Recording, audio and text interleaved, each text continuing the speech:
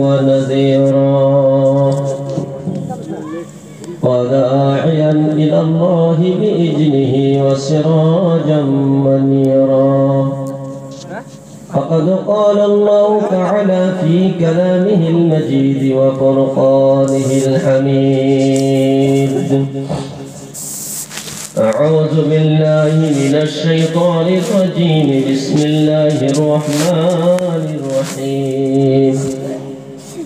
ولو أن أهل القرى آمنوا واتقوا لفتحنا عليهم بركات من السماء والأرض. قال الله تعالى في كلامه المجيد وفرقانه الحميد: أعوذ بالله من الشيطان الرجيم. بسم الله الرحمن الرحيم. وأما من خاف مقام ربه ونهى النفس عن الهوى فإن الجنة هي المأوى. قال النبي صلى الله عليه وسلم: تركت فيكم أمرين لن تزلوا ما تمسكتم بهما، كتاب الله وسنة رسوله. قال الله تعالى في كلامه المجيد وفرقانه الحميد. আমার সাথে সবাই করুন: أعوذ بالله من الشيطان الرجيم. بسم الله الرحمن الرحيم. يا أيها الذين آمنوا صلوا عليه وسلموا تسليما. اللهم صل على سيدنا وعلى آل سيدنا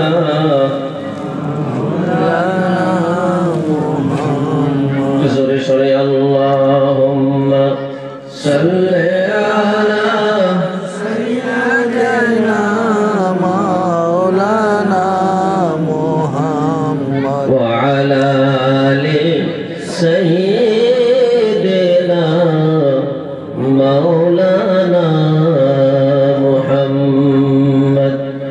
क्यों तुम्हें पागल बोले,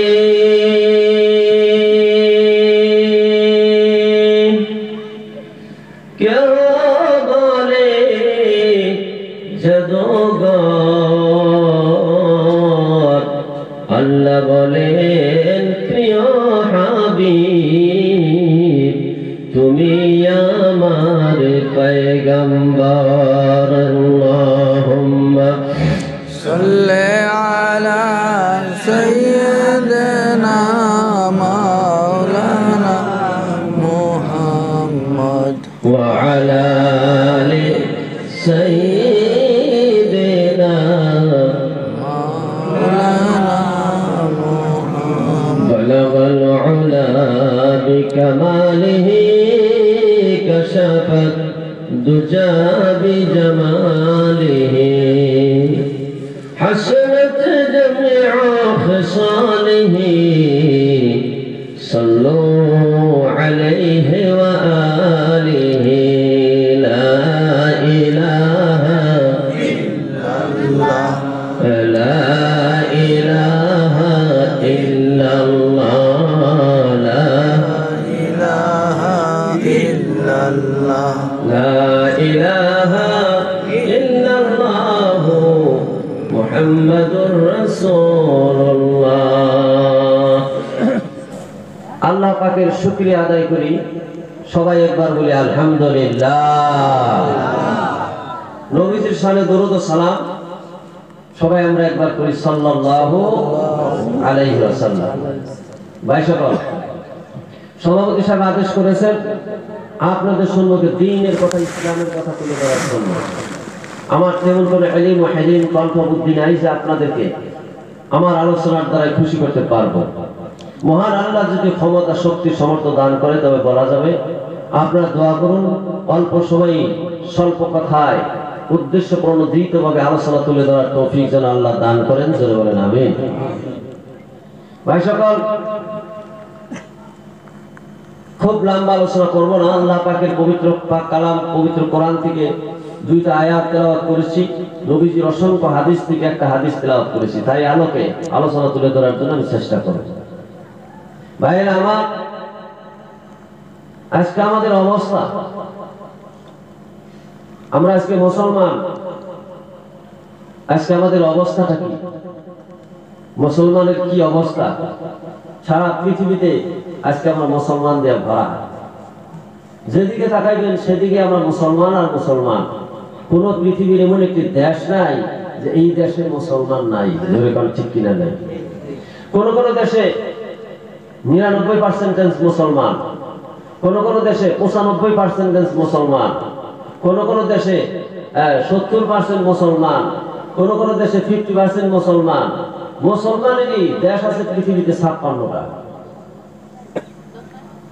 আমার বন্ধুগণ,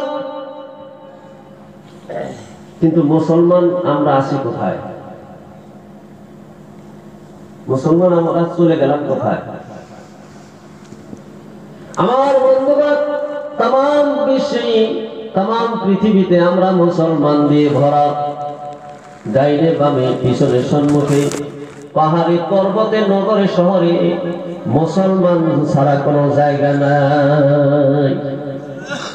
কথা কান ঠিক কিনা জানি। কিন্তু আবার আপনি তাম পৃথিবীর চোখে পড়ে আপনি লক্ষ্য করে দেখুন,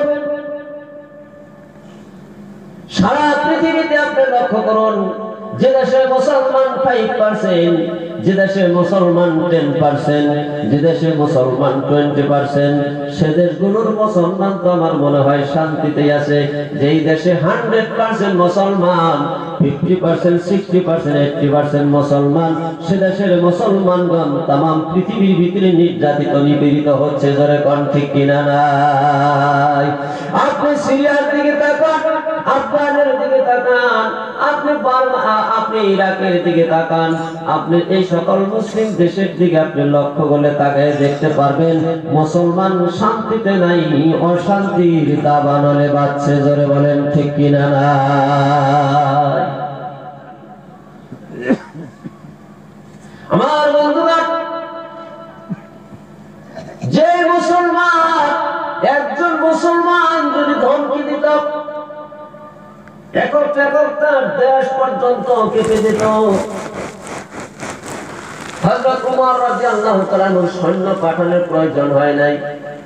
ইয়েমেনের গভর্নরের কাছে শুধুমাত্র চিঠি লিখে পাঠিয়েছিলেন, ও ইয়েমেনের গভর্নর, আমি আমিরুল মুমিনিন হযরত ওমর রাদিয়াল্লাহু তাআলা আনহুর পক্ষ থেকে চিঠি পাঠালাম, হয় ইসলাম গ্রহণ করবা, নচে যুদ্ধের জন্য তুমি তৈরি হয়ে যাও, নয় আমার আনুগত্য স্বীকার করবা, নয় তুমি যুদ্ধের জন্য প্রস্তুত হয়ে যাও।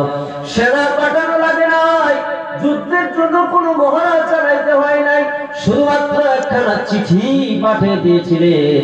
আর সেই চিঠি পাওয়ার সঙ্গে সঙ্গে আমার বন্ধুগণ, ইয়েমেনের গভর্নর থরথর করে কেঁপে হযরত ওমরের আনুগত্য স্বীকার করে নিলেন। আমাদের নবী, বিশ্ব নবী, সাহাবাইদের আল্লাহর নবী যখন দিন পেলেন, ইসলাম পেলেন, কোরআন পেলেন, নবী যদি ভাবতেন একদল মানুষ না হইলে আমি দ্বীনের কথা বলবো না, আমি তো নবী, কমসে কম 1000 মানুষ আমার সম্মুখে থাকা লাগবে, তবেই তো আমি দ্বীনের কথা বলবো, এই ভেবেই যদি তিনি থাকতেন তাহলে দ্বীন প্রচার হতো না।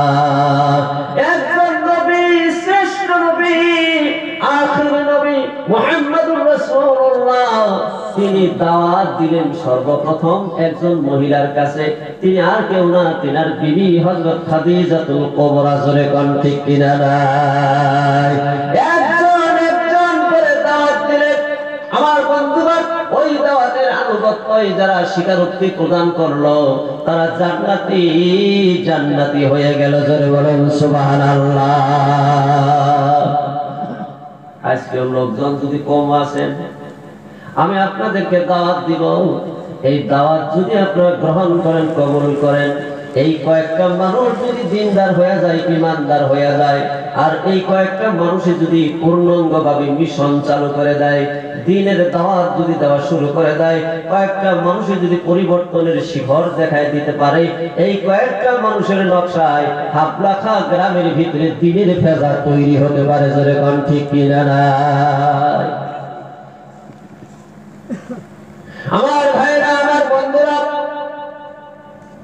আফসোস পরিতাপের বিষয়, এই গ্রামটা, এই যেটা গ্রাম হাবলাখা গ্রাম, গ্রামের প্রত্যেকটা বাড়ির থেকে যদি একজন করে মানুষ এই জলসায় আসতো, প্যান্ডেলের মধ্যে জায়গা হইতো না। জোরে কোন ঠিক কিনা নাই? আমি আসার সময় লক্ষ্য করেছি এদিকে একটা বাজার আছে, ছোট্ট বাজার কিনা,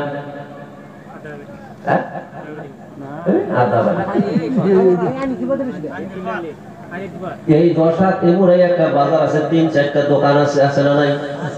সেখানে দেখলাম একজন ক্যাম্পাসার দোতরা বাইরে গান গাচ্ছে। আমার বন্ধুগণ, এই জলসার মানুষের থেকে সেখানে মানুষের পরিমাণ বেশি হবে। তাম পৃথিবীতে মুসলমান নির্যাতিত, নিপীড়িত, নিষ্পেষিত। মুসলমান তো তেমন জাত না, তেমন জনগোষ্ঠীর লোক না। আপনি যেদিকে লক্ষ্য করেন, আপনার ব্লুপ্রিন্ট তাম পৃথিবীতে যেটা শুরু হয়েছে, সব জাতি এক, আমরা হচ্ছি একটা একটা মুসলমান, একটা একটা ফুটবল। বাংলাদেশ মুসলমানের দেশ, সেখানে মুসলমান ফুটবল হচ্ছে।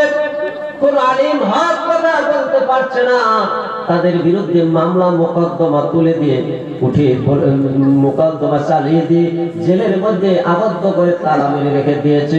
আপনি যান, আপনি যে দেশে যান পৃথিবীর সে দেশে অবস্থা, ভারতবর্ষের অবস্থাও তেমন একটি ভালো নয়। জোরে কোন ঠিক কিনা নাই?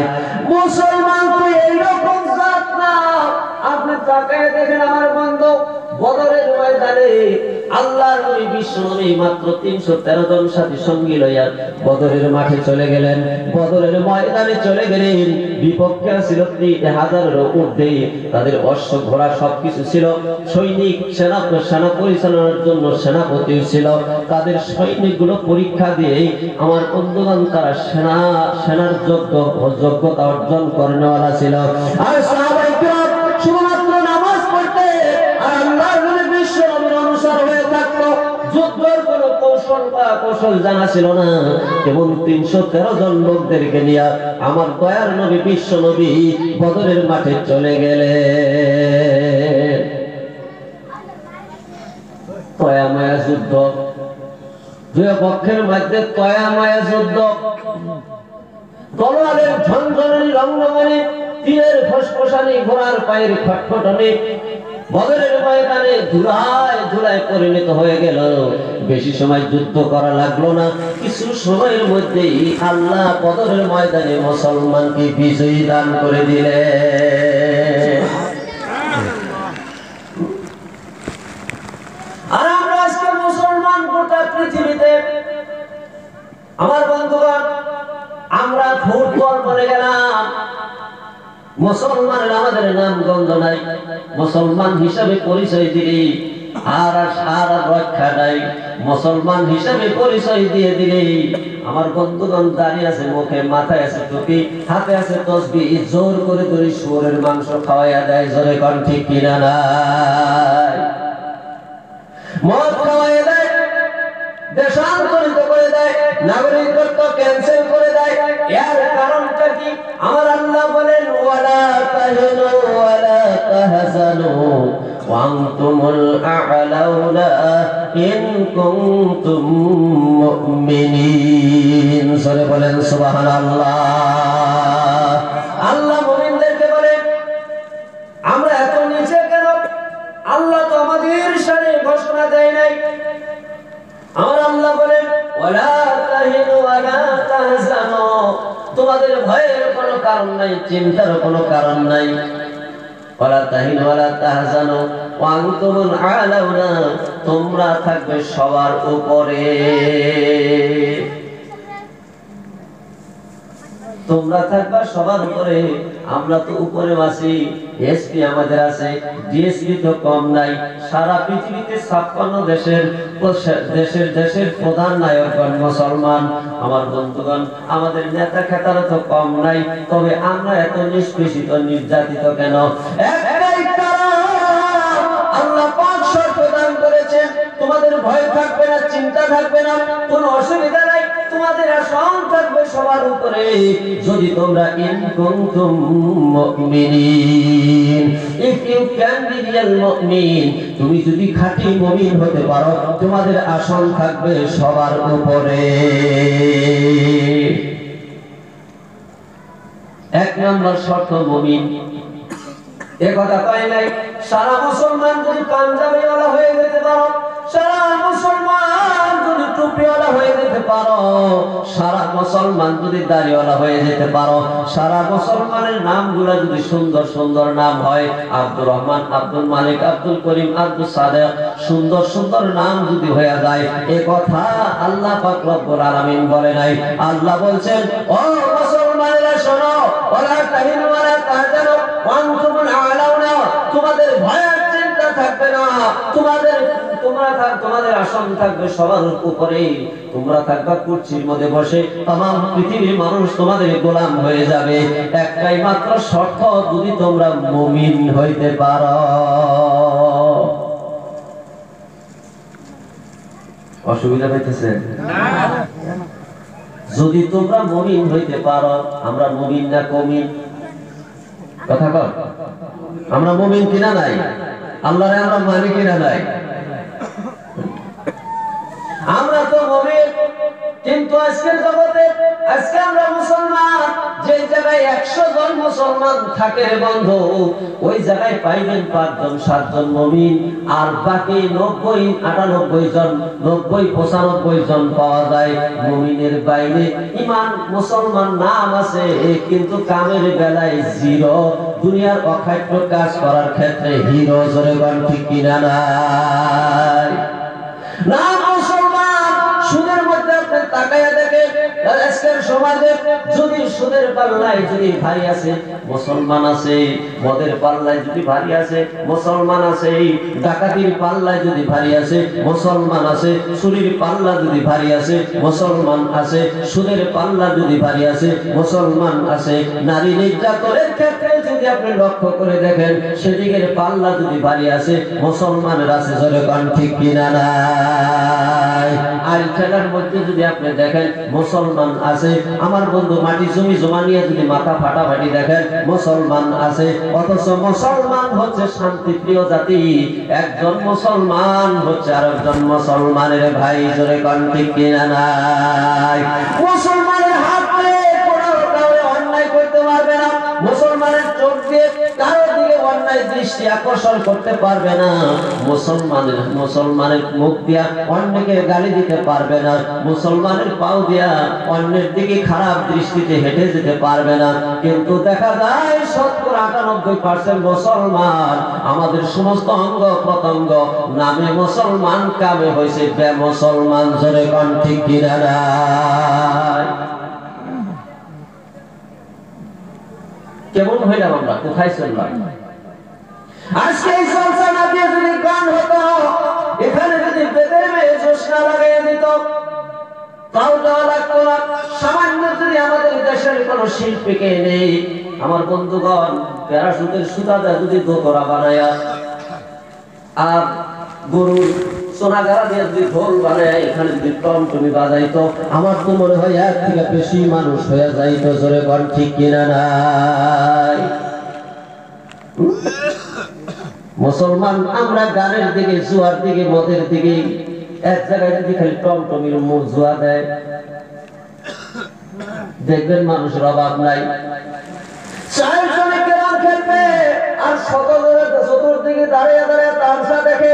জোরে কোন ঠিক কিনা না? দেখবেন আপনি অসমীয়া অঞ্চল দিয়ে আপনি যান, আপনি কাছারি অঞ্চল দিয়ে আপনি যান, আপনারা ঘুরছেন কিনা নাই জানি না, আমি সারা আসাম ঘুরে আমি লক্ষ্য লক্ষ্য করে দেখেছি অ্যাসামিস অঞ্চল আমার বন্ধু কলিতা অ্যাসামিস অঞ্চল দিয়ে আমি ঘুরেছি, দিনে ঘুরেছি, রাত্রে ঘুরেছি, রাত্রে সারা রাত পর্যন্ত আমি ঘুরেছি। সেই দিন কিছুদিন পূর্বেই আমার বন্ধুগণ আমাদের ঢিং একটা প্রোগ্রাম ছিল, একটা জামে মসজিদের প্রোগ্রামে গিয়েছিলাম নগাঁও ঢিং। সেখান থেকে রাত্রের 1টা বাজে আমি রওনা হলাম, ওখান থেকে ডাইরেক্ট আমি রহার আর ভিতর দিয়ে আসলাম। প্রায় 1 ঘন্টা সময় আমাদের অসমীয়া কলিতা ভাইদের নিকট গ্রাম দিয়ে আসলাম। রাস্তাও যত সুন্দর, আমার গাড়ি ড্রাইভার আমি আর কেউ নেই গাড়িতে। সারা রাত আসলাম, 1 ঘন্টা সময়, 1টা বাজায় একটা মানুষ রাস্তার মধ্যে পেলাম না। সবাই ঘুমে লালকাল, একটা মানুষও পেলাম না। দিনে চলে রাত্রে চলে, দিনের বেলায় অনেক অসমীয়া অঞ্চল বিজাতিদের মাঝখান দিয়ে আমি ঘুরে লক্ষ্য করে দেখেছি আমাদের মুসলমানের সন্তানের মতো এরকম ক্যারাম নিয়ে তারা আড্ডা মারে না, লুডো নিয়ে আড্ডা মারে না। এরা যদি কাজ এবং কর্ম করে, মানে একটা উন্নয়নমূলক কাজের চিন্তা ভাবনা করে, আজকে দেখা যায় আমাদের মুসলিম সমাজে আজকে মুসলমান ছেলেরা ইসলামের মধ্যে নাই, সব মুসলমান সন্তানেরা চলছে বেঈমানের পথে। জোরে কোন ঠিক কিনা নাই? যেখানে ইসলামের কোনো অনুমতি নাই। আমার বন্ধুগণ, 1 নম্বরে ঈমান আমরা হারিয়ে ফেলেছি। ঈমান যদি আমাদেরকে ফিরে আনতে হয়, ঈমান যদি আমাদেরকে লাভ করতে হয়, ঈমানের কি দাম আর কি মর্যাদা আমরা বুঝি না। দয়ার নবীর, বিশ্ব নবীর জামানায় ঈমানের কি দাম যারা গ্রহণ করেছিল তারা বুঝেছিল। ঈমানের কি দাম নবীজির জামানায় যারা গ্রহণ করছিল, প্রথম ঈমান যারা আনছিল তারা বুঝছিল ঈমান আইনা, ঈমান নিজের ভিতরে রাখা কত কঠিন। আজকে আমরা জন্মগত ভাবে মুসলমানের ঘরে জন্ম নিয়ে আমরা ঈমান পেয়েছি। আমাদের দাদা দাদি মুসলমান, মা বাবা মুসলমান, মুসলমানের ঘরে আমরা জন্ম নিয়ে আমরা ইসলাম পেয়েছি। কোনো নির্যাতনের সম্মুখীন হওয়া লাগে নাই, কোনো কষ্টের সম্মুখীন হওয়া লাগে নাই, আমাদের পিঠের মধ্যে কোনো চাবুকের আঘাতও পড়ে নাই, যার জন্য ঈমান আর ইসলামের দাম আমরা বুঝি না।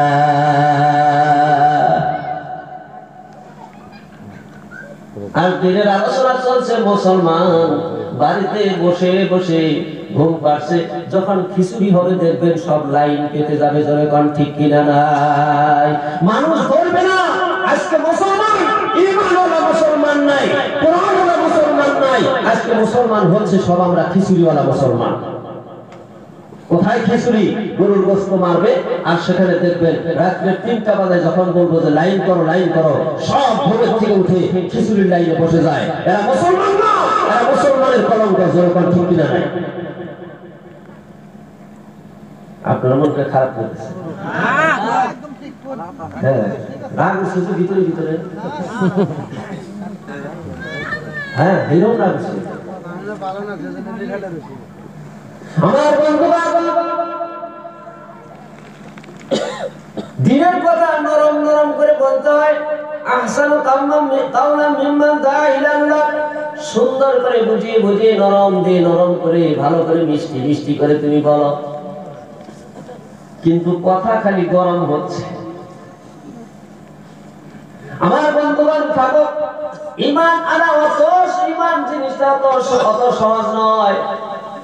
সবাই ঈমান এনেছিলেন, আজকের ডেটেও বিজাতির থেকে যদি কেউ ঈমান আনয়ন করেছেন, আপনি দেখবেন তাদের সহায় সম্পত্তির থেকে বঞ্চিত করে দেওয়া হচ্ছে। জোরে কোন ঠিক কিনা নাই?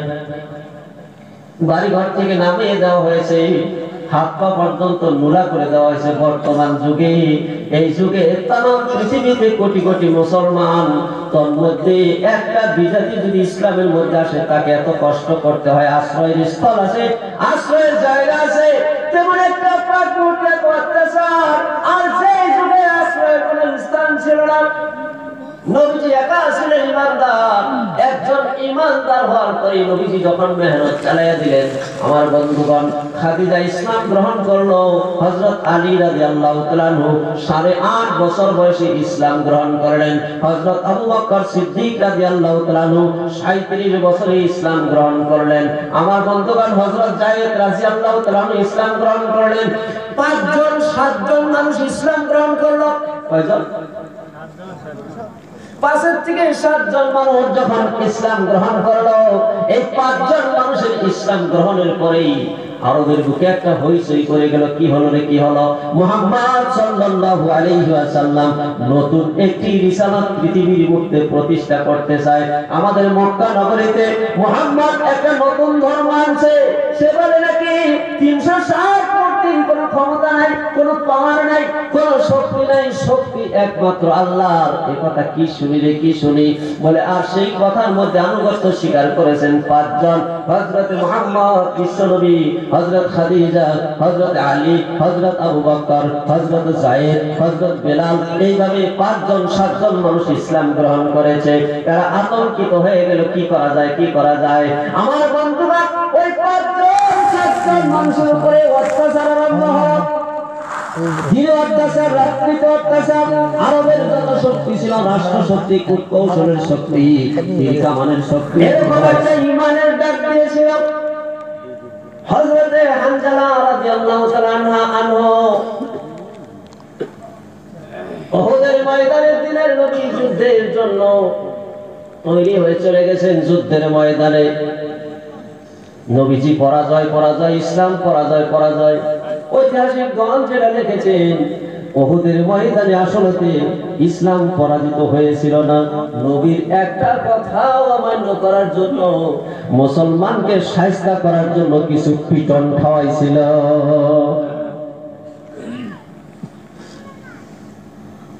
মদিনার জমিনে এলান হয়ে গেল, দিনের নবী, বিশ্ব নবী নাই, এই দুনিয়া থেকে চলে গেছে।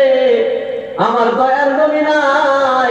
কোন যুবক আসাও নাকি রে আমার নবীর মৃত্যুর প্রতিশোধ নেওয়ার জন্য? কোন যুবক আসাও নাকি?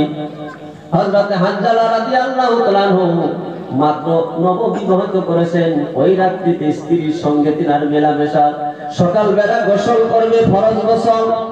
পানি নিয়ে দাঁড়িয়েছেন, সম্মুখে পানি, হাতের মধ্যে পানির ঘটি নিয়েছেন, মাথার উপরে দিবে, ফরজ গোসল দেবে। এমন সময় আওয়াজ যখন তার কানে চলে আসলো, কে আসাও মদিনার যুবক, উহুদের ময়দানে আমার দিনের নবী শাহাদাত বরণ করে ইসলাম বিকে যায় দুনিয়া থেকে, ইসলাম শেষ হয়ে যায়। কোন যুবক আসো নাকি? হানজালা রাদিয়াল্লাহু তাআলা আনহু ওই ঘটিটা হাতের থেকে ফেলে দিয়ে ঘরের দরজায় দাঁড়িয়ে বললেন, স্ত্রী রে, যে আমার যুদ্ধের সরঞ্জাম, আমি যাব উহুদের ময়দানে। বলে আপনি না এখনো গোসল করেন নাই? বলে গোসল কিসে, আমার দয়ার নবী উহুদের ময়দানে চলে যায় আর আমি নবীর উম্মত হয়ে বসে থাকবো, এটা তো হতে পারে না। দুলদুল ঘোড়া সাজিয়ে তলোয়ার নিয়ে যুদ্ধের ময়দানে চলে গেলেন। আমার বন্ধুগণ, বীর বিক্রমী নবীর পক্ষে যুদ্ধ করে এই পৃথিবীর থেকে শাহাদাত বরণ করলেন। ইসলাম ডুবে যায়, ইসলাম ডুবে যায়।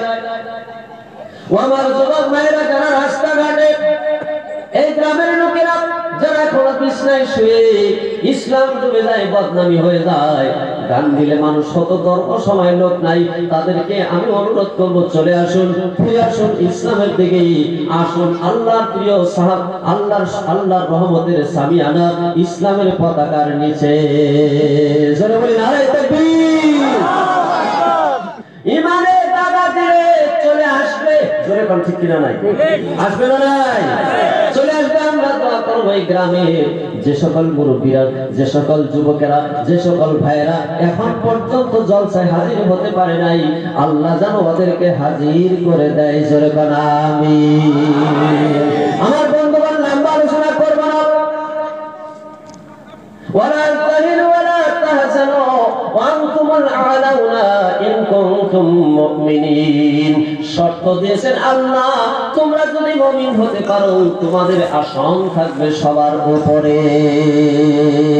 5 জন 6 জন মানুষ ইসলাম গ্রহণ করলো আমার বন্ধু। আরবের যত শক্তি সমর্থক, আরবের যে কাফির বেঈমানদের রাষ্ট্রীয় শক্তি, তীর কামানের শক্তি, কূট কৌশলের শক্তি, যত শক্তি ব্যয় করলো সেই শক্তি মিটাইতে পারলো না। সেই শক্তি ফুরুঙ্গার মতো, আগুনের ফেনার মতো আমার বন্ধু, আগুনের ফুরুঙ্গার মতো আরো বাড়তেই থাকলো।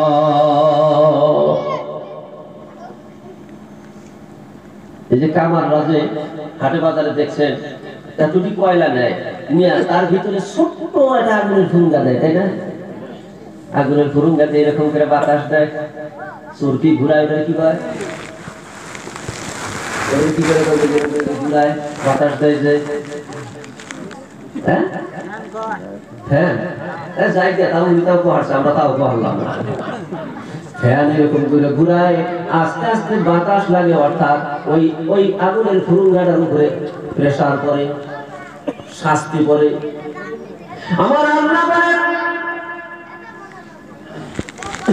আগুনের ফুরুঙ্গাটা আস্তে আস্তে আস্তে আস্তে করে একটা বিরাট একটা আগুনের একটা মানে হামজা লইয়া যায়, যেরকম ঠিক কিনা নাই। লোহা দিছে লোহা গরম হয়, সীসা দিছে সীসা করে যায়, তামা দিছে তামা গরম হয়ে যায়। আমার বন্ধুগণ, আমার আল্লাহ বলেন ইরিদুনা লিউতফিউ নূরাল্লাহি বিআফওয়াহিহিম আল্লাহু মুতিম্মু নূরিহি ওয়ালাউ কারিহাল কাফিরুন। ও কাফির বেঈমানরা, আমার ইসলাম নামের এই জ্যোতিকে আলোকে তোমরা কি মুখে ফুৎকার দিয়ে নিভাইয়া দিবা? না না না, পারবা না। যত ফুৎকার তোমরা দিবা আগুনের ফুরুঙ্গা আমি আরো বাড়াইয়া দিব। জোরে কোন সুবহানাল্লাহ। আর যে বলেন সুবহানাল্লাহ। ইসলামের জন্য কুরবানি টাকা লাগবে। ইসলাম জয় হবে হর কুরবানিকে বাদ, হর কারবালাকে বাদ ইসলামের জয় হয়। तमाम পৃথিবীতে আমরা নির্যাতিত নিপীড়িত, আসলে শান্তির জন্য তো দুনিয়া, মানুষ শান্তির জন্য তো আমাদের জন্য জান্নাত নয়। যেই জাতি আপনি ইতিহাস দেখেন, যেই জাতি মার খাচ্ছে সেই জাতি হচ্ছে জান্নাতি। হযরতে জাকারিয়া আলাইহিস সালামকে বরাত দিয়ে ফেললো। হযরত জাকারিয়া আলাইহিস সালাম জান্নাতি না জাহান্নামী?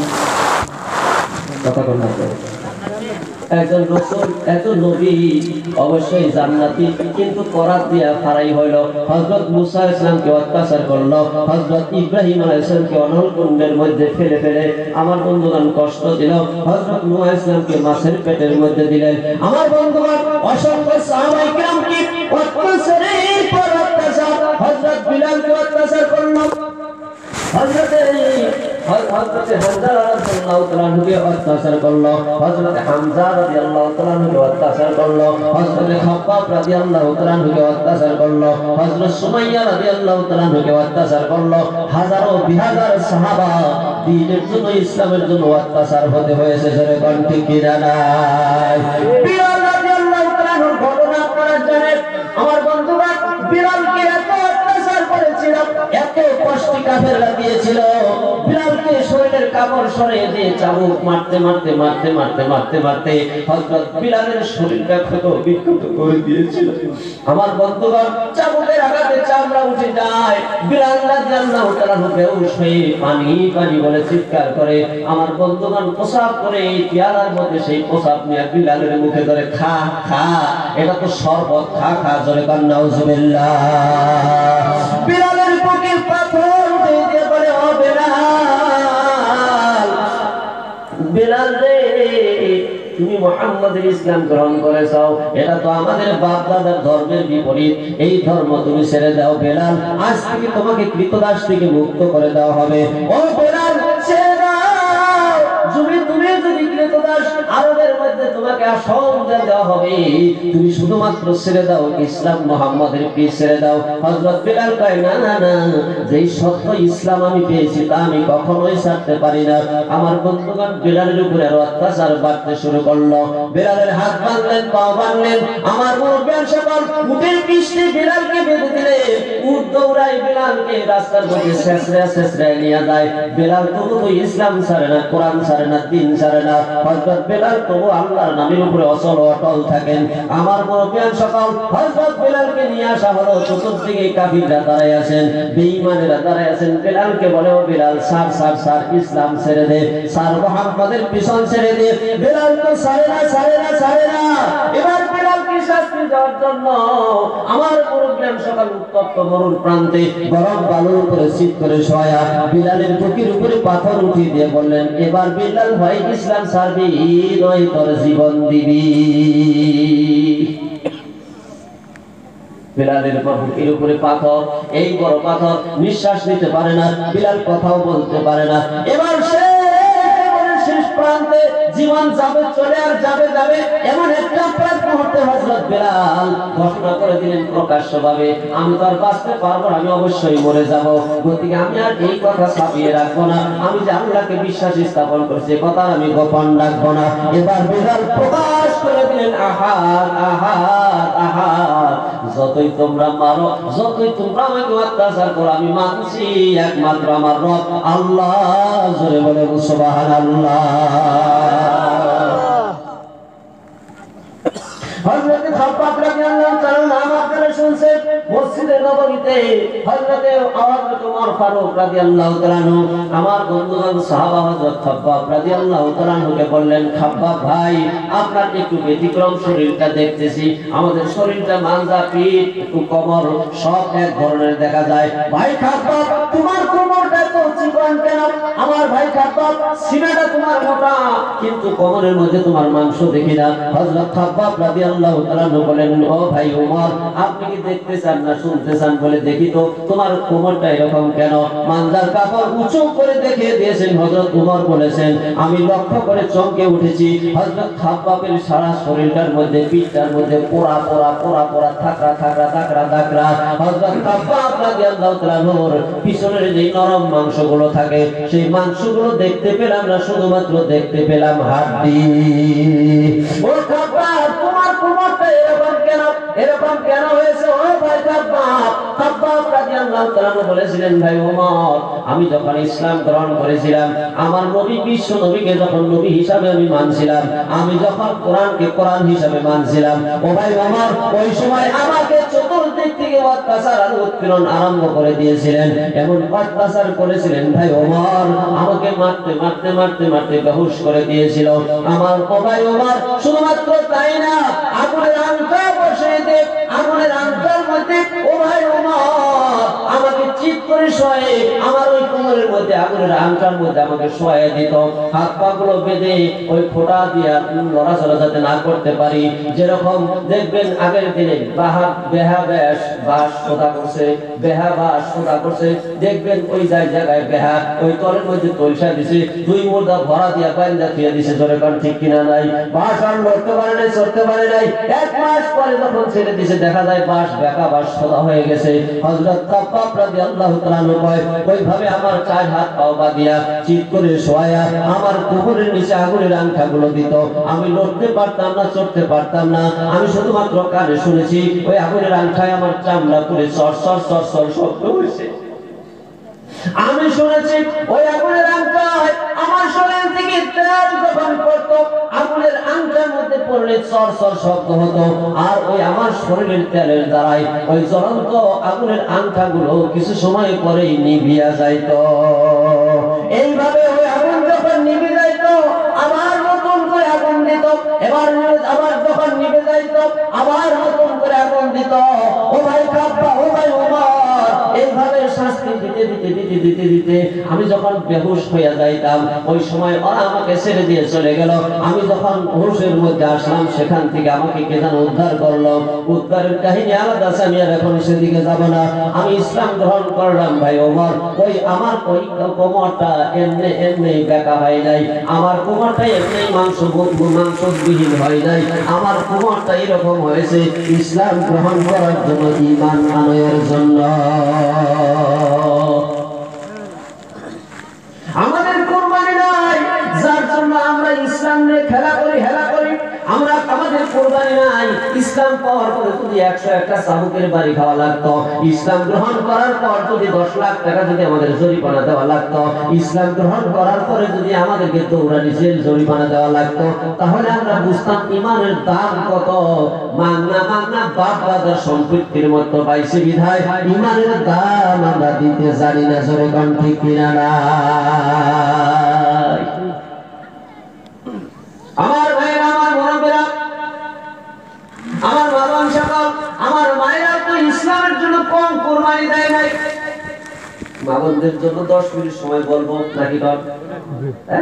অনেক মা বোন আছে, এই 10 মিনিট পরে আমার মুখ্য আমি যে উদ্দেশ্য নিয়ে আপনারা বসাইছেন, তত্ত্ব সেই উদ্দেশ্যটা পারি করে আমি চলে যাব বন্ধ। আমার মা বাবা, আজকে আমাদের নারী সমাজ কোন পথে? একটা মেয়ে যখন রাস্তা দিয়ে হাঁটে, চাই যুবতী মেয়ে হোক, চাই ঘরের বউ হোক, যেই হোক না কেন, আমার বন্ধুবান রাস্তায় যখন চলে, মুসলমানের মেয়ে মুসলমানের পরিবার হিসাবে বুঝাই যায় না। জোরে কোন ঠিক কিনা নাই? তবে একবার আমার বন্ধুবান, আমার ওই অভ্যাস নাই, কতিপয় বক্তা দেখবেন মাইকের সামনে বসে মা বোনদের সামনে ওয়াজ করতেই মা বোনদেরকে গালি দেয়। আমাদের মা বোন সকাল বেহায়া পরোয়ানা হয়ে গেছে। আমাদের মা বোন সকালে এইরকম সেই রকম, মা বোন সকলের মনে যা শরম নাই, বিভিন্ন প্রকারের গালি দেয়। আমি কিন্তু মা বোনদেরকে গালি দেই না, কারণ মা মেয়েরা হচ্ছে মায়ের জাত। জোরে কোন ঠিক কিনা নাই? আমার নবী বিশ্ব নবী মা বোনদেরকে মহব্বত করেছেন। আমার নবী বলেছেন 3টা জিনিস আমি পছন্দ করি। 1 নম্বর হচ্ছে নামাজ আমার আঁখি ঠান্ডক, 2 নম্বর হচ্ছে সুগন্ধি আমি খুব ভালোবাসি। কি ভালোবাসে? নামাজ আমার আঁখি ঠান্ডক, নামাজ হচ্ছে নবীর আঁখি ঠান্ডক। নামাজের বিষয়ে বক্তব্য ওয়াজ দিব না। 2 নম্বর হচ্ছে সুগন্ধি আমার খুব পছন্দের সুগন্ধি। আমরা মুসলমান সুগন্ধি পছন্দ করি কিনা নাই? কথা কর, পছন্দ করি কিনা নাই? পছন্দ করি, কিন্তু বছরের মধ্যে 2 ঈদে একটু ঘুষি, আর জীবনে খবর নাই। যেরকম ঠিক কিনা নাই? আমরা মুসলমান কোন গাড়িতে যে যদি বসি, আমাদের পাশে বিজাতিরা বসতে চায় না, আমাদের পাশে বিজাতিরা বসতে চায় না, কথা বলতে চায় না। কারণ একটাই, আমাদের শরীর থেকে বদবু বাহির হয়। বিড়ি খাওয়ার বন্ধ, সিগারেট খাওয়ার বন্ধ, সাদা খাওয়ার বন্ধ, নয় বা 7 দিন পর গোসল দুই নাই, গরু ছাগলের মুতের গন্ধ আমাদের মুসলমানের শরীর দিয়ে আসতে হয় বাসনা সুগন্ধি। বিজাতিরা ঘেস পেয়ে গেলে কি রে মুসলমান এত বাসনা এত সুগন্ধি কে? তা তো আসে না, আমাদের শরীর থেকে আসে শুধুমাত্র দুর্গন্ধ। জোরে কোন ঠিক কিনা নাই? নবী বলেছেন সুগন্ধি আমি পছন্দ করি। 3 নম্বরে দয়ার নবী কয় নারী জাতিকে আমি খুব পছন্দ করি। জোরে কোন সুবহানাল্লাহ। শেষ দিব না কিছু, না করবো ভাই? শেষ দিব না কিছু করবো? আমার বন্ধুরা, আমার মুরব্বিয়ান সকল, নারী জাতির কথা আমার দয়ার নবী বিশ্বনবী বলেছেন আমি পছন্দ করি এই নারীকে আমি খুব পছন্দ করি। আর সেই যুগে নারীর, যেই যুগে নারীর কোনো সম্মান ছিল না, ইজ্জত ছিল না। আমার বাবান সকল, ইসলাম থেকে কেন আজ আপনারা তুমি একটু পিছনের দিকে তাকান, ইসলাম আপনাদেরকে কি দিল, কি দিল? যেদিন ইসলাম ছিল না সেই দিনের ইতিহাস আপনি পড়ে দেখুন। আজকে অনেকেই নারী আন্দোলন করে, নারী নিয়ে তারা সংগ্রাম করে, আমাদের অধিকার চাই, অধিকার চাই। আজ থেকে 1500 বছর আগে যেদিন ইসলাম পৃথিবীতে ছিল না, সেদিন নারীর অবস্থাটা কেমন ছিল, নারীর সম্মান আর ইজ্জত কেমন ছিল? আপনি ইতিহাস পড়ে, আমার বন্ধুবান নারীর সমাজের ইতিহাস পড়ে, আপনি দেখবেন যেদিন আল্লাহ নবী পৃথিবীতে আসলেন তার জন্মের 4 বছর আগে, জন্মের পরের বছর আরবে 2টা বিরাট বড় বড় কনফারেন্স হয়েছিল, যার কার্যসূচি ছিল নারীরা মানুষ না অন্য কোন জীব জানোয়ার। সেই কার্যসূচিতে আমার বন্ধুগণ প্রস্তাব পাশ হয়েছিল, নারীরা মানুষ কিন্তু মানুষের অধিকারের যোগ্য না, এরা হচ্ছে শুধুমাত্র ভোগের সামগ্রী। যেভাবে আমরা গরু ছাগল দিয়ে কাজকর্ম করাই, এরা শুধুমাত্র আমাদের খেদমত করবে, গোলামি করবে, দাসত্ব করবে, এটাই হচ্ছে এদের কাজ। আমার বন্ধুগণ, আমার নবী বিশ্ব নবী আসলে নারী জাতিকে অত্যাচার উৎপীড়নের আসন থেকে সরিয়ে জাহান্নামের গর্ত থেকে হাত ধরে টেনে তুলে আমার বন্ধু অত্যাচার থেকে হাত ধরে উঠিয়ে এনে আমার নারী জাতিকে নিয়ে আমার নবী রানীর সিংহাসনে বসিয়ে দিলেন। সুবহানাল্লাহ। আজকে আমার মা বোনেরা ইসলাম থেকে দূরে, এক কন্যা সন্তান হইলে, একটা মেয়ে জন্মগ্রহণ করলে গলায় টিপে টিপে তাদেরকে মেরে ফেলতো, তাদেরকে শেষ করে দিত। আর সেই সময় ইসলাম আসলো, নারীর মর্যাদা আর দাম দিয়ে দিল। একজন সাহাবা, নাম তার দাহিয়া কালবি। কি নাম? কথা বল, কি নাম? দাহিয়া কালবি নামের একজন সাহাবা আল্লাহর নবীর কাছে ইসলাম গ্রহণ করেছেন। তারপরে একদিন গিয়ে বলে, ইয়া রাসূলুল্লাহ, আমি ইসলাম গ্রহণ করেছি, জীবনের সব গুনাহ কি আমার মাফ হয়েছে নাকি? আল্লাহর নবী কয়, হ্যাঁ মাফ হয়ে গেছে। কালেমা পড়লে তার আর কোনো গুনাহ থাকে না, তার আর গুনাহ তার কখনোই আমলনামায় থাকে না, মুছে টুছে সব শেষ হয়ে যায়। দাহিয়া কালবি কয়, ইয়া রাসূলুল্লাহ, আমার জীবনে আমি যত পাপ করেছি সব পাপ মাফ হতে পারে, কিন্তু একটা গুনাহ আমি করেছি, বুঝি ওই গুনাহটা আমার মাফ হবে না। বলে, কি বলে? এই বাচ্চারা কথা কয় কেন? ওই লেকিন আরব দেখ করাইছ না, এদিকে এসো, এদিকে এসো, আজকে কোন মেজাজ খারাপ, এদিকে তাকায় থাকো। সুবহানাল্লাহ কোন? আরো জোরে কোন সুবহানাল্লাহ। নারে তাকবীর। নবীজির কাছে বলেন, ইয়া রাসূলুল্লাহ, বাজে কয়টা?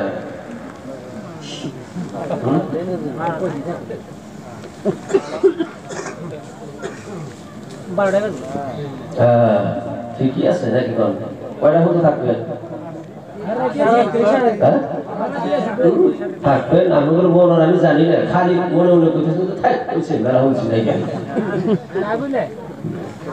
তবে আমার বন্ধুগণ, আপনারা এক রাত আর আমার হলো প্রত্যেক রাত আমার কুলান্ত লাগবো, জোরে কোন ঠিক কিনা নাই? এমনি একটু ভলিউম বাড়াইয়া দিছি, বেশি ভলিউম হইলে বেশি সময় ব্যাটারি লাস্টিং করে না, ওই জন্য বেশি সময় থাকবো না বন্ধ। আসুন অল্পতে শেষ দিয়ে দিব আমার ভাইরা। আল্লাহ নবীর কাছে দাহিয়া কালবি কয়, ইয়া রাসূলুল্লাহ, আমি ইসলাম গ্রহণ করেছি, সব গুনাহ কি মাফ হয়েছে নাকি? বলে, হ্যাঁ মাফ হয়ে গেছে। বলে, নবীজি গো, একটা গুনাহ বুঝি আমার মাফ হয় নাই। বলে, কি গুনাহ কত? দাহিয়া কালবি কয়, ইয়া রাসূলুল্লাহ, আমি ইসলাম গ্রহণ করার পূর্বে আল্লাহ আমাকে একটা মেয়ে দিয়েছিল, যেই মেয়েটার নাম ছিল জমিলা। এত সুন্দর তার দেখতে শুনতে, তার মুখের ভাষাটা ছিল বড় মিষ্টি। আমার কোলে বসতো, বাবা করে ডাকতো, বাড়িতে আমার পিছনে পিছনে ঘুরতো, আমার পিঠ গুলো কখনো কখনো বা খাইজিয়া দিত, পিছনের ফুসকুড়ি গুলো কোনো সময় পরিষ্কার করে দিত, মাথার পাকা চুল গুলো টেনে টেনে উঠিয়ে দিত, মাথার উকুন গুলো এনে পরিষ্কার করে করে দিত। কোন সময় আমার গালে চুমা খেত, কোন সময় কপালে চুমা খেত, কোন সময় আমার হাতে চুমা খেত। আমার জমিন আমাকে পাগল করে দিল। মেয়েরা মহব্বত বেশি করে না কম করে? কথা কন না তো। মেয়েরা বাবাকে বেশি মহব্বত করে, জোরে কোন ঠিক কিনা নাই? দেখবেন মেয়েরা কখনোই মায়ের পক্ষে না, দেখবেন সব সময় বাবার পক্ষে, জোরে কোন ঠিক কিনা নাই? সব সময় বাবার পক্ষে। আমার মেয়ে একটা ছোট, এবার ক্লাস 3 থেকে পড়ে গেল, ছোট থেকে আমি লক্ষ্য করে দেখেছি, কখনোই আমার বিরুদ্ধে যদি কেউ কিছু বললো, ছোট থেকেও তারে খামচাইয়া ধরবে, কোনো সময় আমার বিরুদ্ধে বলতে দিবে না। আর ওর মায়ের বদনাম পাড়া হুদা গাইব, বাংলাতে এটা দিল, অমুকটা দিল, তমুকটা দিল, বাংলা থেকে মানুষ হলে হাইলি মুরগি চমকে খিলায়। আর আঙ্গ কাকারা যদি আহে, অমুক যদি আহে, তাহলে আঙ্গ মান নরবারি চায় না।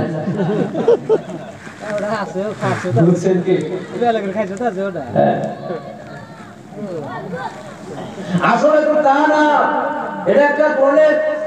আসলে তো মেয়েদের এই দোষ নাই, আসলে তো তার মা বাবার বাড়ি থেকে 6 মাস পরে একদিন লোক আসে, 2 মাস পরে একদিন লোক আসে, আর আপনাকে ভাই ব্রাদাররা ডেইলি যায় কয়দিন আদর করবো? সেরকম ঠিক কিনা নাই?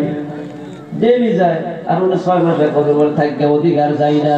আমি বলতে গিয়েছিলাম কথা রে ইয়া রাসূলুল্লাহ, আমার জামিন আমার অন্তর কাঁপিয়ে দিল আমার সন্তান। কিছুদিন পর আমার দিলের ভিতরে খেয়াল আসলো, হাই হাই কি করলাম, এই সন্তানটা বড় হইলে তো আবার ভেজাল বেজে যাবে, বিয়া দিলে অন্যের করে গোলামি দাসত্ব করবে, আমার তো বড় ভেজাল ভেজাল, আমার মান সম্মান ইজ্জত সবকিছু বিনষ্ট করে দিবে এই মেয়ে, আর এই মেয়েকে বেঁচে রাখা যাবে না। একদিন তাই মেয়েটাকে সঙ্গে করে নিয়ে আমি মরুর প্রান্তে চলে গেলাম, নির্জন এলাকায় গিয়ে গর্ত খনন কাজ আমি আরম্ভ করে দিলাম। ইয়া রাসূলুল্লাহ, আমি কোদাল দিয়ে মাটিগুলো বালুগুলো সাইড করে গর্ত করতেছি, আমি ঘামিয়া যাই।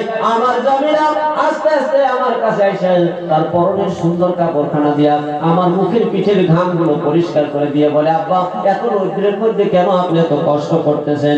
আপনার কষ্ট করার প্রয়োজন নাই, চলুন চলুন আপনি বাড়িতে চলুন। আমি তাও তো তার কথা শুনি না, আরো গর্ত খনন করতে থাকি। আমার শরীরের আমার দাড়ির মধ্যে বালু লাগে, ময়লা লাগে, আমার জমিনের কষে হাত দিয়া ওই ময়লাগুলো পরিষ্কার করে সাফা করে দেয়।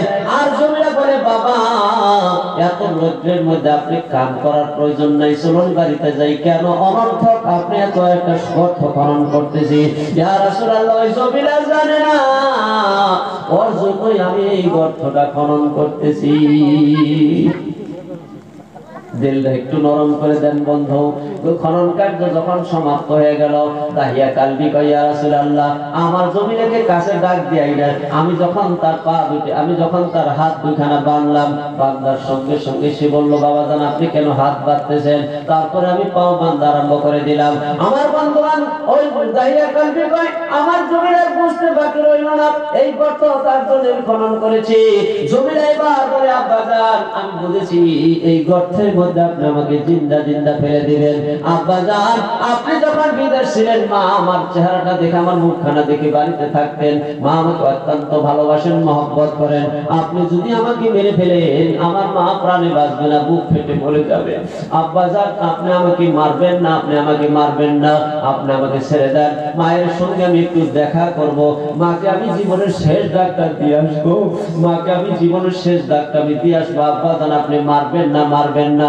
নবীজি আমার অন্তর কম, আমার কঠিন অন্তর নরম হয় না, আমার কঠিন অন্তর নরম হয় না। আমার জমিনে কি গর্তের ভিতরে আমি ফেলে দিলাম, গর্তের ভিতর থেকে চিল্লায় চিল্লায় বলে, বাবা জান আব্বা জান আপনি আমাকে গর্তের ভিতর থেকে উঠান, হাত পাও গুলো ছেড়ে দেন, আমি আপনার দেশে থাকবো না, আমি আপনার মেয়ে হিসাবে পরিচয় দেব না, একটা অপরিচিত দেশে আমি চলে যাব, সারা জীবন আমি ভিক্ষা করে খাবো, আপনার দেশে এসে আমি বলবো না আমার বাবার নাম দাহিয়া কালবি। ছেড়ে দেন নবীজি, ও ছেড়ে দেন আমার আব্বা জান, ছেড়ে দেন আমার আব্বা জান। ইয়া রাসূলুল্লাহ, আমার কঠিন দিলটা নরম হলো না, আমি হাতের মধ্যে একটা পাথর করে আমার জমিলার বুকের মধ্যে মেরে দিলাম। আমার জমিলার কচি বুকটা ফেটে গেল, বুকটা ফেটে কলিজা বের হয়ে গেল, বুক থেকে তাজা রক্ত ফিঙ্গে বের হলো, আর মুখ দিয়ে ডাক দিল, আব্বা আব্বা বলে চিৎকার মারলো। নবীজি গো, আমার কঠিন অন্তরটা তো নরম হলো না, আমার জমিটাকে জিন্দা জিন্দা দাফন করে দিয়ে আমি চলে আসলাম। আমি ইসলাম গ্রহণ করেছি ঠিক, যখন আমি একা একা কোনো জায়গায় চলি, আমার জমিটা মনে হয় পিছনে পিছনে আব্বা আব্বা বলে আমাকে ডাকছে।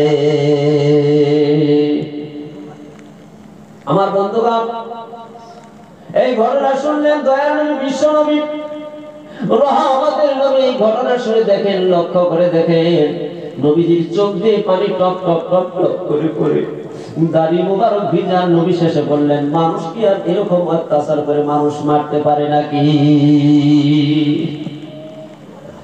আমার রহমতের দয়ার নবী সেখান থেকে উঠলেন। আমার বন্ধুগণ, কুটিয়া মসজিদ নববীতে গিয়া মেয়েদের অধিকার সাব্যস্ত করে দিলেন। একটা মেয়ে একটা জান্নাত, দুইটা মেয়ে দুইটা জান্নাত, তিনটা মেয়ে তিনটা জান্নাত, তিনটা মেয়ে দিন শিখাবে, কোরআন শিখাবে, ইসলাম শিখাবে, দিনদার ছেলের সঙ্গে বিবাহ দিবি।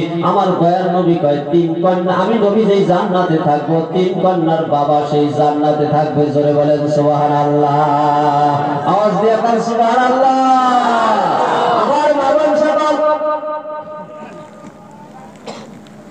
আল্লাহ নবী আপনাদেরকে কত সম্মান দিয়েছে। একটা মেয়ে যখন বড় হলো স্বামীর বাড়িতে গেল, আসুন একটু শর্টকাট করে আলোচনা করে আমার মূল আলোচনায় চলে আসি। একটা মেয়ে যখন বড় হলো, স্বামীর বাড়িতে যখন গেল, 1-2 বছরের মধ্যে একটা নবজাতক সন্তান আল্লাহ পাক দান করে দিলেন। আমার মা বাবা আপনাদেরকে মাতৃত্বের মর্যাদা দিলেন। আমার দয়ার নবী বলে দিলেন, একটা মেয়ে যখন সন্তানের মা হলো, তখন ওই মায়ের পায়ের তলে ছিল জুতার স্যান্ডেল। মায়ের পায়ের তল থেকে জুতার স্যান্ডেলটা সরাইয়া দিয়া মায়ের পায়ের তলে আল্লাহর জান্নাত দিয়ে দিল। আল জান্নাতু তাহতা আকদাম উম্মাতিকুম, জোরে কোন ঠিক কিনা না? কিন্তু মা তার নিজের মর্যাদা বুঝে না। মায়ের পেটে মাওলানা মুফতি মুহাদ্দিস, আর পেট পায়ের তলে জান্নাত। সেই জান্নাতটা লইয়া মা দেখবেন বেপরদা হইয়া ঘুরে ঘুরে কোন ঠিক কিনা নাই। সিনেমার থিয়েটার দেখে আমার বন্ধুগণ দেখবেন বেপরোয়া হইয়া ঘুরে। আমার মুরব্বিয়ান সকল দেখবেন, যদি এলাকায় কোনো সিনেমা বা বাদাইমা যদি আসে, আমাদের মা বোনদের হুঁশ থাকে না, জোরে কোন ঠিক কিনা নাই। এই যে পশু গত 4 তারিখে আমাদের কাটাখালীতে জয়পুর শিকাটারিতে বিশাল একটা প্রোগ্রাম ছিল। কলকাতার ছিল একজন মেহমান, যদিও আমি বাড়ির বগুড়া, আমি ছিলাম সেখানকার মেহমান। তার 1.5 কিলোমিটার ফাঁকে ছিল কবিগান। আমরা নিষেধ করলাম, মানলো না। ওই রাত্রিতেই কবিগান চললো। আমার বন্ধুগণ, আমাদের গ্রামের মেয়েরা, আর দেখবেন অর্ধেক মানুষ গেল চলে কবিগানে, আর অর্ধেক মেয়েরা আসলো আমাদের জলসায়। জলসায় মানুষ কম হয় নাই, কবিগানে সেদিনকা ফুক্কা। কিন্তু ঘটনা একটা ঘটে গেল, ওই দিন রাত্রিতে 5টা-6টা মেয়ে পাওয়া যায় না। কোথায় গেছে কোথায় গেছে তালাশি আরম্ভ করে দিল। আমার বন্ধুগণ একটা বেহাল অবস্থায় চলে গেল। শেষের বেলায় পিটাপিটি হয়ে আল্লাহর রহমতে কবিগান চিরতরে বিদায় হয়ে গেল। জোরে কোন মারহাবা। আমার মাবান সকল, দিনের প্রাধান্যতা দিতে হবে। সিনেমা সারা জীবনের জন্য বয়কট করতে হবে। থিয়েটার সারা জীবনের করে বয়কট করতে হবে। দেখবেন আমাদের পুরুষ মানুষগুলোর দোষ কম না। বাড়িতে টিভি আইনা দিছে, দেখবেন রিচার্জ করে দেয়, খেলা চালায়া, রিক্সা চালায়া, দেখবেন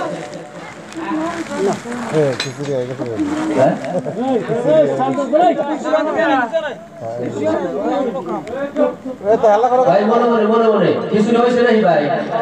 হ্যাঁ ঠিক আছে, একটু মনে মনে দেন। আমি দেখে নিতে একবার বেরেন ফেলাই দিতেছি, চিন্তা নেই। সুবহানাল্লাহ। আমার বাবা সাহেব, আপনাদের পায়ের নিচে জান্নাত। সেই জান্নাত যদি ব্যাপকে চলে, পাও যদি জাহান্নামের পথে চলে, পৃথিবীর কোন পুরুষ জান্নাতে যাইতে পারবে না। সেই জন্য আজ থেকে আপনারা পর্দার মধ্যে থাকা লাগবে। একটা মা যদি ইচ্ছা করে, এই এলাকার যত মা আছে প্রত্যেকটা মা যদি ইচ্ছা করে, এই যে হাবলা খাওয়া মাদ্রাসা, হাবলা খাওয়া মক্তব, পুরুষের 1টা টাকা আমরা নিব না। আমাদের টাকা দিয়ে মাদ্রাসা আমরা প্রতিষ্ঠা করব, আমাদের টাকা দিয়ে মাদ্রাসা আমরা বানাবো। যদি এলাকার মায়েরা যদি ইচ্ছা করে, নিজেদের গাইডের টাকা দিয়ে বানাইতে পারবে। জোরে কোন পারবে কিনা নাই? মায়েরা যদি নিজের টাকা দিয়ে জমি কিনতে পারে, মায়েরা যদি গানের অলংকার 10-15-20 হাজার টাকার অলংকার বানাইতে পারে, বছরে হাঁস মুরগির আন্ডা বিক্রি করিয়া, এলাকার 5টা গ্রামে মেয়েরা যদি ইচ্ছা করিয়া টাকা দিয়া যদি ইচ্ছা করে মাদ্রাসা তৈরি করে দিতে পারবে। জোরে কোন ঠিক কিনা নাই? আমার মা বোন সকল, আসুন মাদ্রাসার পক্ষে আসুন। আর আমরা যারা মুসলমান এখানে যারা বসেছি আমার বন্ধুগণ, আমরা নামধারী মুসলমান হয়ে বসে থাকলে হবে না।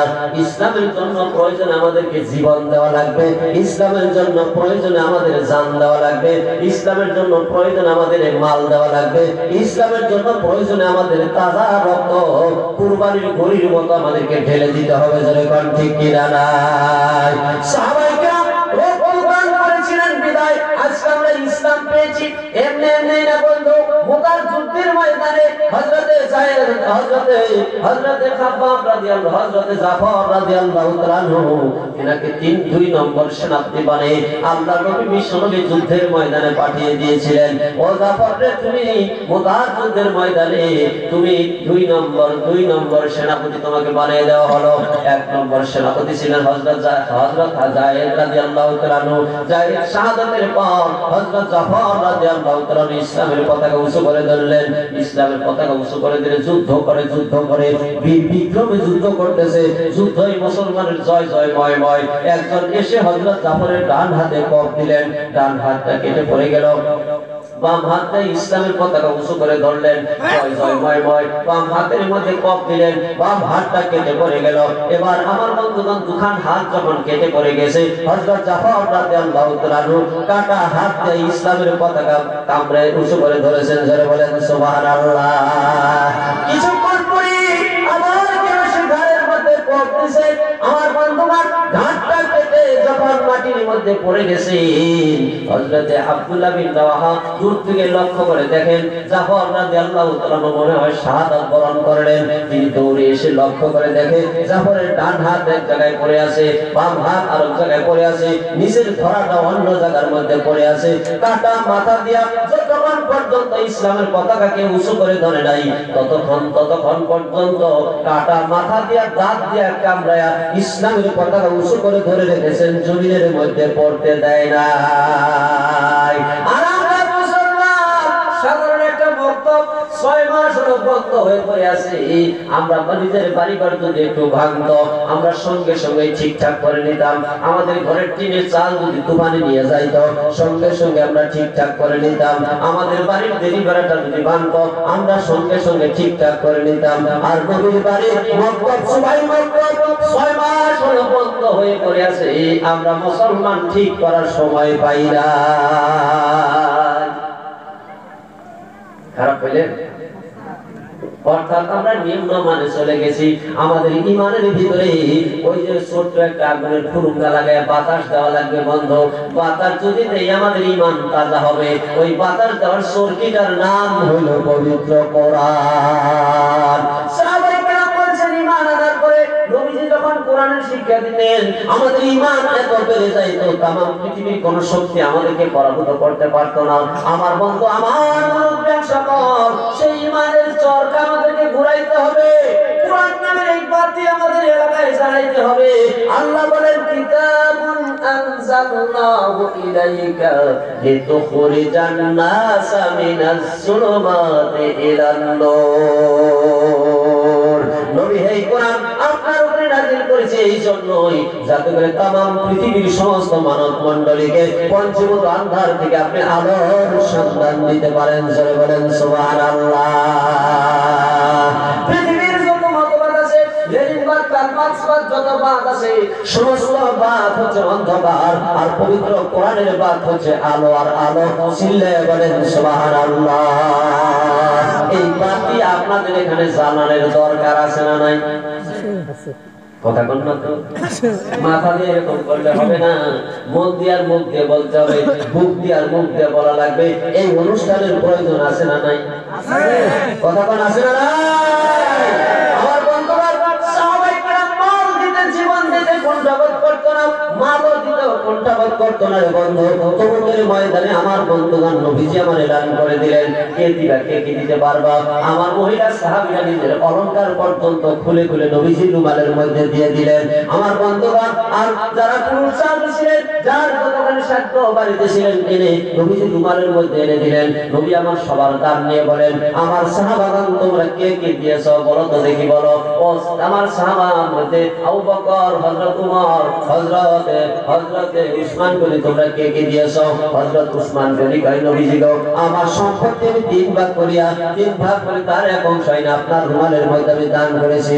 হযরত উমর কয় ইয়া রাসূলুল্লাহ আমার সম্পত্তিকে আমি 2 ভাগ করে নবীজি গো আপনার রুমালের মধ্যে দান করেছি। হযরত আবু বকর সিদ্দিক রাদিয়াল্লাহু তাআলা কিছু কয় না, একটা টোপলা হাতের মধ্যে নিয়ে এসে নবীজির হাতের মধ্যে দিলেন। তিনি নবী বিশ্ব নবী ওই টোপলাটা সমস্ত সাহাবীদের দানের উপরে রেখে দিলেন। জোরে বলেন সুবহানাল্লাহ।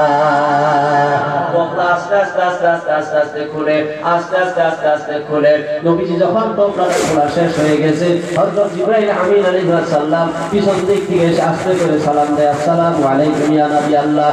আল্লাহ নবী বিশ্ব নবী ঘাড় ঘুরে লক্ষ্য করে দেখে জিবরাইলের পরনে খেজুরের পাতার ছাটাই। কিসের পাতার ছাটাই? খেজুরের পাতার ছাটাই। নবীজি জিজ্ঞেস করেন, ভাই ভাই জিবরাইল, অন্যদিন জান্নাতি রেশমি পোশাক পরিধান করে তুমি আসো, আজকে তোমার পরনে কেন খেজুরের পাতার চাটাই? বলে আপনি টোকরাটা খুলেন, দেখে টোকরাটা খুলে ওর মধ্যে একটা কাপড় দেখা যায়, মহিলার কাপড়, খালি কাপড়, শাড়ি কাপড়। বলে এই কাপড়টার মধ্যে ইতিহাস। বলে কি ইতিহাস? ইয়া রাসূলুল্লাহ, ইয়া হাবিবাল্লাহ, ওই বাড়িতে একজন মহিলা হযরত আবু বকর সিদ্দিক রাদিয়াল্লাহু তাআলা আনহুর স্ত্রী, যখন বাড়িতে 1.5 কেজি গম আটা কিছু নিয়ে আবু বকর বাইর হয়েছে, জিজ্ঞাসা করলো, প্রাণের স্বামী আপনি কোথায় যাচ্ছেন? বলে নবীজির দরবারে। বলে কেন? বলে তবুকের যুদ্ধের ময়দানের জন্য কিছু দেওয়া লাগবে। বলে আমার প্রাণের স্বামী তো তারা আজকের তবুকের যুদ্ধের ময়দানে এই যুদ্ধের জন্য যারা দান করতেছে, কিয়ামতের দিন আল্লাহ যদি ঘোষণা করে তবুকের যুদ্ধের নবীজির রুমালের মধ্যে যারা দান করেছিল সব জান্নাতি, আমি যদি না দিতে পারি আমি তো এই জান্নাতের লিস্টের মধ্যে আমি পড়বো না। ইয়া রাসূলুল্লাহ, হে আমার প্রাণের স্বামী আপনি একটু দাঁড়ান। উনি ঘরের মধ্যে গেলেন, কোনো কিছুই আপনি কিছুই পাইলেন না, সবকিছু আবু বকর রুমালের মধ্যে। তাই শেষের বেলায় নিজের পরনের কাপড়টা খুলিয়া ঘরের মধ্যে ছিল একটা চাটাই বেড়া, চাটাই একটা ধারে খেজুরের পাতা চাটাই, ওই চাটাইটা পরিয়া নিজের পরনের কাপড়টা খুলিয়া ভাঁজ করিয়া রুমালের মধ্যে দিয়ে দিয়েছেন। ইয়া রাসূলুল্লাহ, ইয়া হাবিবাল্লাহ, এই কাপড়টা এত আল্লাহ এই দানটা আবু বকরের স্ত্রী এই দানটা আল্লাহ এত পছন্দ করেছেন, যার জন্য আসমানে যত ফেরেশতা আছে আজকের দিনের জন্য সকল ফেরেশতার পোশাক আল্লাহ রাব্বুল আলামিন খেজুর পাতার চাটাই বানায়া দিয়েছে। জোরে বলেন সুবহানাল্লাহ। নারে তাকবীর, নারে তাকবীর। আমার বন্ধুগণ, আমার মুরব্বিয়ান সকল, এই যে মক্তব আপনাদের এলাকায় বন্ধ হয়ে আছে, আমার দয়ার নবী বিশ্ব নবী বলেছে যে গ্রামে মক্তব মসজিদ মক্তব নাই, ওই গ্রামটা হয়েছে ফেরাউনের গ্রাম। জোরে কান নাউজুবিল্লাহ, আরো জোরে কান নাউজুবিল্লাহ। আপনারা তো পয়সা গেলেন, 6 মাস বন্ধর পরে হলো আপনারা একটা পরিকল্পনা নিয়েছেন, এই মক্তবটা আমরা তাজা করব, এই মক্তবটা আমরা প্রতিষ্ঠা করব, এই মক্তবের ঘর আমরা ভালো বানাবো। আপনাদের গ্রামটা ভালো বানানোর জন্য চেষ্টা করেছেন। ফেরাউনের গ্রাম থেকে, কামানের গ্রাম থেকে, হামানের গ্রাম থেকে আপনার রক্ষাবার পরিত্রাণের দিকে এসেছেন। আমার দয়ার নবী কয়, যে গ্রামে মক্তব আছে, যে গ্রামে কোরআনের শিক্ষা দেওয়ার মাধ্যম আছে, যে গ্রামে আমি নবীর সুন্নাত শিক্ষার মাধ্যম আছে, ওই গ্রামটা হচ্ছে আমার মদিনার গ্রাম। জোরে বলেন সুবহানাল্লাহ। এই গ্রামটা মদিনার গ্রাম বানানোর জন্য, এই গ্রামের এই মক্তবটা প্রতিষ্ঠা করার জন্য আমার বন্ধুগণ, আমি লম্বা সুরা আলোচনা করব না। আমার অনেকেরই মা কবরে আছে, বাবা কবরে আছে, অনেকেরই দাদা কবরে, দাদি কবরে, অনেকের আত্মীয় স্বজন কবরে আছে। আমার বন্ধু, মা যে কি জিনিস আমরা বুঝি না। একটা মা যে সন্তানের পিছনে জীবনে কত বড় সময় ব্যয় করেছে আমার বন্ধুগণ, এক কলকাতাতে গত বছরের আগের বছর আমি কলকাতা হঠাৎগঞ্জ নামের একটি জায়গায় প্রোগ্রামে গিয়েছিলাম। রাত্রিতে আমাকে থাকতে দিল সেখানকার একজন শিশু বিশেষজ্ঞ ডক্টর, সেই ডক্টরের বাড়িতে আমাকে থাকতে দিল। ডক্টর সাহেবের সঙ্গে আমি বিবেচনা করলাম। আলোচনা করতে করতে আমি জিজ্ঞেস করলাম, ডক্টর সাহেব আপনার মা আসেনি, বাবা আসেনি? বলে না, দুজনের একজনও নাই। আমি কথায় আমি বললাম, মা বাবা যে কি বস্তু হারিয়ে গেলে পাওয়া যায় না। আমার ডক্টর সাহেব এক কথায় দুই কথায় আলোচনা করতে তিনি তো শিশু বিশেষজ্ঞ ছিলেন, সাইড স্পেশালিস্ট, অর্থাৎ ছোট বাচ্চার ক্ষেত্রে তিনি মানে ডক্টরি করেন। আমি বললাম, ডক্টর সাহেব একটা মা যে সন্তানের মধ্যে 10 মাস 10 দিন যে সন্তান গর্ভের মধ্যে রাখে, এ ব্যাপারে আপনি আমাকে একটু বুঝান তো। বলে আমি তো বুঝাইতে পারবো না। লন্ডনে কিছুদিন পূর্বে বড় বড় ডক্টরগণ একটা পরীক্ষা নিরীক্ষা করে লক্ষ্য করে দেখেছে, একটা মা সন্তান যখন পেটের ভিতরে ধারণ করে, সন্তান ধারণ করার যে থলিটা, ওই থলিটা হলো 10 ইঞ্চি লম্বা। 10 ইঞ্চি লম্বা। 7 মাস যখন সন্তানের বয়স হয় তখন ওই থলির মধ্যে থলিটা পূর্ণ হয়ে যায়। 7 মাস 1 দিন যখন হয়ে যায়, 7 মাস 1 দিন পরে ওই থলির ভিতরে সন্তানটা ধরে না, ওই প্যাকেটের ভিতরে সন্তান আর ধরে না। তখন আল্লাহ রাব্বুল আলামিন ওই সন্তানের পা দুইখানা নিয়ে মায়ের কলিজার নিচে রেখে দেয়। ডক্টর সাহেব বলেছেন আমাদের ওই পরীক্ষা নিরীক্ষায় ওই রিসার্চ সেন্টার থেকে জানিয়েছে ওই সন্তানের পা যখন মায়ের কলিজার নিচে রেখে দেয় 7 মাস 8 মাস যখন হয়ে যায় আস্তে আস্তে পা গুলা বড় হয়, মায়ের কলিজাটা আস্তে আস্তে উঁচু হতে থাকে, আস্তে আস্তে উঁচু হইতে হইতে 5 ইঞ্চি পরিমাণ উঁচু হয়ে যায়। ডক্টর সাহেব বলেছেন টেসিস্কোপ দিয়ে মাঝে লড়ে সন্তান যে মায়ের পেটের ভিতরে লড়ে, এনারা লক্ষ্য করে দেখেছেন একটা সন্তান মায়ের পেটের ভিতরে কমসে কম 4500 বার মায়ের কলিজায় লাথি মারে।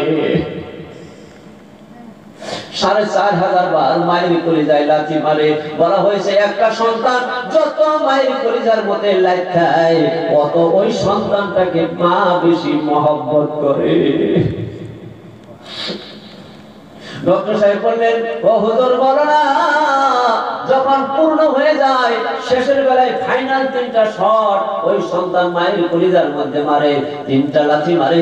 1 নম্বর লাথি ওই সন্তান প্রথম যে প্যাকেটের ভিতরে থাকে ওই প্যাকেটটা ফাটিয়ে ফেলে দেয়, ফাটিয়ে দেওয়ার সঙ্গে সঙ্গে কিছু বিজল বের হয়। 2 নম্বর লাথি ওই মরনা সাহেব ওই সন্তান যে বের হয়ে আসবে যেই রাস্তা দিয়া জরায়ুর মুখের মধ্যে একটা পর্দা থাকে ওই পর্দাটা 2য় নম্বর লাথিতে পাঠিয়ে দেয়। 3 নম্বর মায়ের কলিজার সাথে ওই সন্তানের একটা তার লাগানো থাকে, 3 নম্বর লাথি ওই সন্তানটা মায়ের কলিজার ওই তারটা ফাটিয়ে ফেলে ছিঁড়ে ফেলে আস্তে করে সন্তান দুনিয়ায় ভূমিষ্ঠ হয়ে আসে। আমার বন্ধুগণ আমার মুরব্বিয়ান সকল ডক্টর সাহেব বলে একটা সন্তান দুনিয়ায় যখন আসে কমসে কম 2 লিটার রক্ত মায়ের শরীর থেকে নির্গত হয়, বিক্রয় খরচ হয় কমসে কম 2 কেজি রক্ত ক্ষয় হয়ে যায়। ওই সন্তান যখন দুনিয়ায় ভূমিষ্ঠ হয় ওই 15 সেকেন্ড পর ওই সন্তান মা মা বলে ডাকে। ইতিমধ্যে মা বেহুশ অবস্থায় পড়ে থাকেন। আমার বন্ধুগণ বেহুশ ওই বেহুশ অবস্থায় সন্তানের ওই ডাকের আওয়াজটা মায়ের কর্ণ দিয়ে কলিজার মধ্যে পৌঁছে দিয়ে আমার আল্লাহ রাব্বুল আলামিন মায়ের কলিজার যেই দুঃখ আর দুর্দশা চিরচির হয়ে ফেটে যায় ওই সন্তানের ডাক দিয়ে মায়ের কলিজার ভিতরে অপারেশন করে দেয়। জোরে বলেন সুবহানাল্লাহ।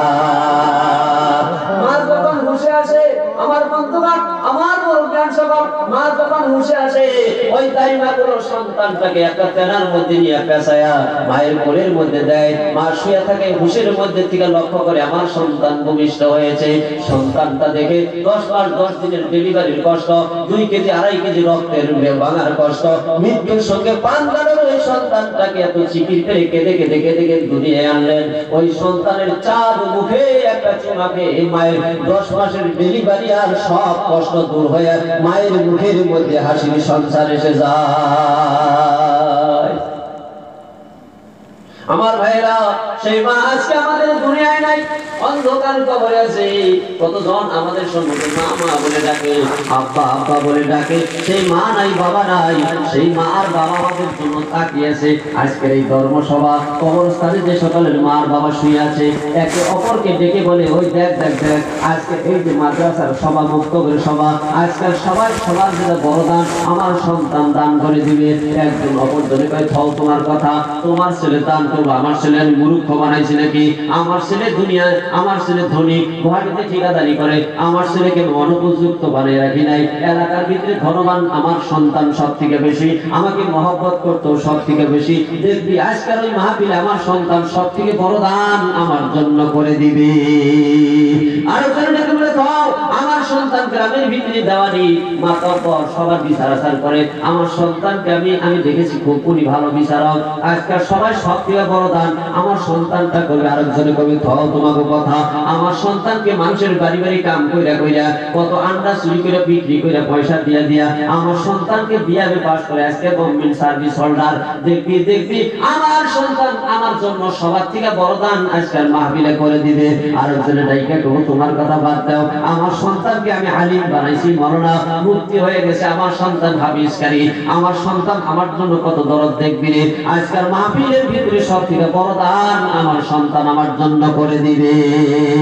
এই মাহফিলের জন্য এই বক্তব্য প্রতিষ্ঠা হবে আমার বান্ধব, এই মাদ্রাসা প্রতিষ্ঠা হবে। এই জন্য আজকের এই মাহফিলে মাহফিল কর্তৃপক্ষ আমার কাছে কানে কানে একটা কথা কইছে, হুজুর আমাদের এই মাহফিলটার জন্য কমসে কম 2 বিঘা মাটির প্রয়োজন, এই বক্তব্যের জন্য আমাদের 2 বিঘা মাটির প্রয়োজন। আজকাল মাহফিলের ভিতরে কোনো দাতা আছেন নাকি? মা তো বাবা তো 40-50 বিঘা জমি আপনার জন্য রেখে গেল, এক পা মাটি কোনোদিন নিতে আসলো না। একটা মানুষ আছেন নাকি সপ্তাহে জারিয়া হিসাবে মা বাবার রুহির মাগফিরাতের জন্য আপনার জমা জমি থেকে একটা কিছু মাটি আপনি আল্লাহর রাস্তে দিবেন? আমাদের মর্তুজ ভাই 1 লাখ টাকা দান করবো। মাশাআল্লাহ, কোন ভাই এটা মর্তুজ ভাই দেখি? মাশাআল্লাহ মাশাআল্লাহ, ঠিক আছে আলহামদুলিল্লাহ, নারায়ে তাকবীর। আমার মর্তুজ ভাই বাবা আছে ভাই? বাবা নাই, বাবা নাই কবরে। আল্লাহ আমার মর্তুজ ভাই 1 লাখ টাকা দান করবে। আল্লাহ তুমি দান কবুল করো। আমার মর্তুজ ভাই হায়াত দারাজ করে ঈমান আমার মজবুত করে দিও। আয় আল্লাহ তাআলা, তিনার আব্বা জান অন্ধকার কবরে আছে, আল্লাহ তিনার আব্বা জানের কবরটা জান্নাতের বাগান বেহেশতের টুকরা বানায় দিও। মা বেঁচে আছে, আল্লাহ মায়ের খেদমত করার তৌফিক দিও। আল্লাহ মাকে সন্তুষ্ট রাখার জন্য ক্ষমতা ও শক্তি সামর্থ্য দান করে দিও। সরে বানা আমিন। নারায়ে তাকবীর।